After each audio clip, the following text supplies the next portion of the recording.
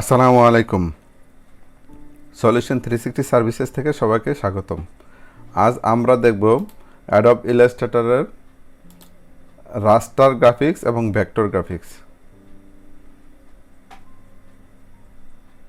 এর আগের পর্বে আমি দেখাইছিলাম যে অ্যাডব ইন্ট্রোডাকশনে আসলে কিভাবে আমরা ডাউনলোড লিঙ্কগুলো কোথা থেকে আমরা ডাউনলোড করতে পারবি, প্রজেক্ট ওভারভিউ, কোন জায়গা থেকে আমরা সোর্স ফাইলগুলো ডাউনলোড করব, বা কিভাবে আমার এই ডিজাইনটা এই টিউটোরিয়ালটা ডিজাইন করা হয়েছে তা আমি দেখাইছি। আপনারা ওয়াচ ভিডিওতে ক্লিক করলে সরাসরি আমার চ্যানেলে চলে যাবে, ওইখান থেকে আপনারা দেখতে পারবেন। তো চলুন দেখা যাক ভেক্টর গ্রাফিক এবং রাস্টার গ্রাফিক্সটা কি।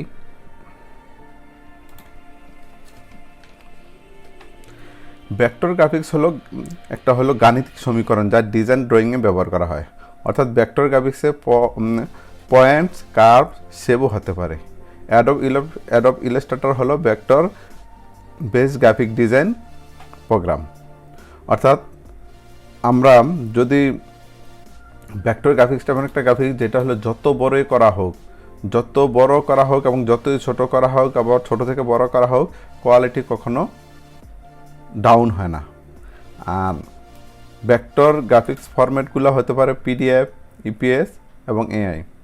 যেমন আমরা যদি উপরে যদি এই ভেক্টর আমরা দেখতে পাচ্ছি, এটা আমি যত বড় করব, এটা যতই বড় করি দেখেন এটার কোয়ালিটি সেমই থাকবে। অর্থাৎ এটা কোনো পিক্সেলেটেড হবে না। এটা হলো ভেক্টর গ্রাফিক্স।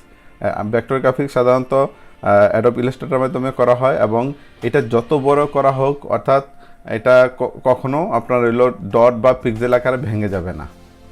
আর পাশাপাশি আমরা যেমন ভেক্টর গ্রাফিক্স, যেমন রাস্টার গ্রাফিকটি আমরা হলো বিটম্যাপ ইমেজ হিসেবে চিনি।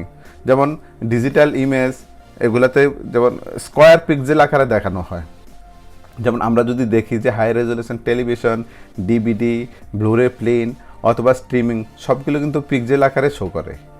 সুতরাং রাস্টার গ্রাফিকটি যদি আমরা বড় করা হয় তাহলে তা ফেটে যাবে। অর্থাৎ ওটা যে সাইজ আছে ওই সাইজ থেকে ছোট করা যাবে, কিন্তু যখন আমরা বড় করব, ছোট থেকে বড় করব, তখন এগুলা ফেটে যাবে। অর্থাৎ আমার প্রত্যেকটা পিক্সেল বড় হয়ে যায়। বড় হলে তখন অনেক সময় এটা ব্লারও হয়ে যায়। যেমন এখানে দুইটা দেখেন, উপরে একটা আসলে ভেক্টর গ্রাফিক্স, এটা আমরা যত বড় করি এটার কোয়ালিটি কখনো লস হয় না। আর নিচেরটা হলো রাস্টার গ্রাফিক্স। যেমন এটা যদি আমরা এখন বড় করি, এবং দেখাই আমি দুইটাই একসাথে, দেখেন এটা এই এজগুলো দেখেন কি পিক্সেলেটেড হয়ে গেছে। অর্থাৎ এখানে আস্তে আস্তে এটা কি হবে, এই দেখেন স্কোয়ার আকারে হয়ে যাচ্ছে। অর্থাৎ প্রতিটা দেখেন একটা দুইটা এগুলো পিক্সেল আকারে হয়ে যাচ্ছে।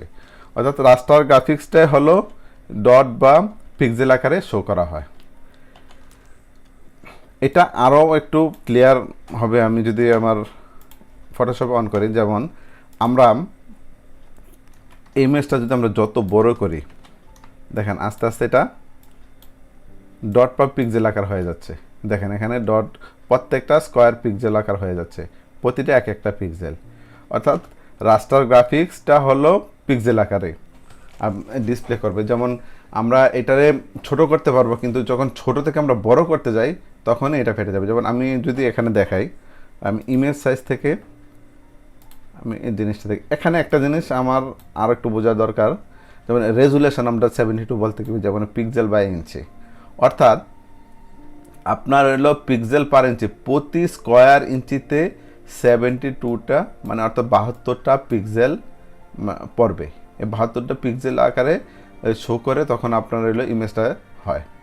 আর যদি এখানে আমরা যেমন আমি এখানে করি, ধরুন আমি প্রতি স্কোয়ার ইঞ্চিতে 72টা পিক্সেল পার ইঞ্চি। অর্থাৎ আমরা যখন প্রিন্টিং প্রেসে ছাপাই তখন আমরা করি হলো ডিপিআই, অর্থাৎ ডট পার ইঞ্চি। অর্থাৎ প্রতি স্কোয়ার ইঞ্চিতে কতগুলো ডট পড়ে। যেমন এটা যদি আমি দেখাই, দেখেন একটু বড় করলাম, এখন প্রত্যেকটা দেখেন এক একটা পিক্সেল হয়ে গেছে। অর্থাৎ আমার এই যে ডকুমেন্টটা দেখতেছেন, এই ডকুমেন্টের যে কালার পিক্সেলগুলো আছে সব মিলে এখানে 72টা কালার পিক্সেল আসে। মানে প্রত্যেকটা পার্ট দেখেন এখানে স্কোয়ার পিক্সেল আকার হয়ে গেছে। অর্থাৎ এইটারে যদি আমরা এখন বড় করি, দেখেন বড় করলে এটা যদি আমরা একটু ছোটো আকারে দেখি তাহলে কিন্তু 1 ইঞ্চি বা 1 ইঞ্চি হলে ঠিক আছে, এটা পারফেক্ট। কিন্তু এর থেকে যদি আমরা বড় করতে যাই তখনগুলো পিক্সেলগুলো বড় হয়ে যায়। পিক্সেলগুলো বড় হলে তখন এটারে হয় ব্লার হয়ে যায় অথবা ছবি কোয়ালিটি অনেক লস হয়ে যায়। যেমন এটা দেখলাম হলো আমরা কি 1 ইঞ্চি 1 ইঞ্চি 72টা পিক্সেল পড়বে। আর আমরা যদি আবার এটার মধ্যে দেখি যে অনেক সময় যে 1 ইঞ্চি বাই 1 ইঞ্চি কিন্তু আমার এখানে পিক্সেল থাকবে 300। দেখেন এটা যদি আমি বড় করি এটার কোয়ালিটিটা ওইটার সাথে ভালো, কারণ এটার এই পুরা ডকুমেন্টে আসলে 72 পিক্সেল আর এইটার পুরা ডকুমেন্টে আছে হলো 300 পিক্সেল, অর্থাৎ এখান থেকে অনেক গুণ বেশি। এর জন্য এটা আমি একটু বড় করলে এটা ফাটে না বা আমার পিক্সেলগুলো দেখা যাচ্ছে না। এখন যদি আমি এটা বড় করি তাহলে আপনারা দেখতে পারবেন যে এখানে আসলে এই দেখেন স্কোয়ার পিক্সেল হয়ে যাচ্ছে, পিক্সেল আকার হয়ে যাচ্ছে। অর্থাৎ তাহলে আমি বুঝতে পারলাম কি যে আমার যে ভেক্টর গ্রাফিক্স এবং রাস্টার গ্রাফিক্স, ভেক্টর গ্রাফিক্সে আমি যত বড়ই করি কোয়ালিটি কখনো ডাউন হবে না, আর রাস্টার গ্রাফিক্স যেটা যেই সাইজে থাকে এই সাইজে ঠিক থাকে। এর সাইজে যদি আমরা বড় করি তাহলে এগুলো ফেটে যায় বা ব্লার হয়ে যায় অথবা পিক্সেল আকারে শো করে, যেটা আমি একটু আগে আমার ফটোশপের মাধ্যমে আপনাদেরকে দেখানো হলাম। আর আমরা অনেক সময় আউটপুট সারি যেমন যদি অফসেটে সারি 133 লাইন বলে থাকি বা 72 কখনো জানা 133 লাইন এবং 150 লাইন, 8 কাট হলে 170 পর্যন্ত হয়ে যায়।